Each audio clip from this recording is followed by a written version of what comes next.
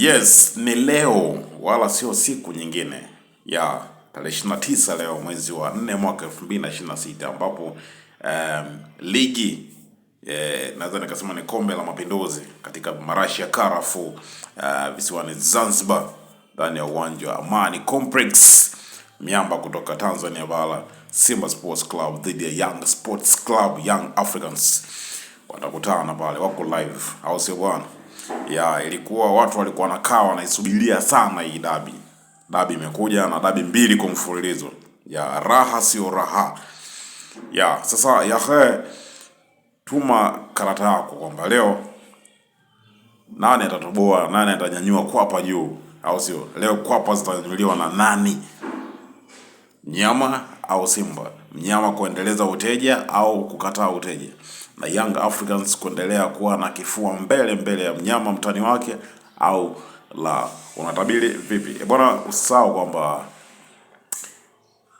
ukiotea vizuri kuna zawadi ya buku 5. Kuna buku 5 inazagaa hapa. Nani ataondoka na ushindi leo kati ya mnyama au Young Africa? Je, watafika kwenye matuta au ngoma itaisha dakika 90? Mimi niko hapa kwa ajili ya kukupa 5,000 wewe ambaye utakaye otea hii mechi. Utakuja uta comment chini kwamba ni mimi hapa au sio? Unatia namba na kuchapa buku 5, usio hata kama mkiwa 10,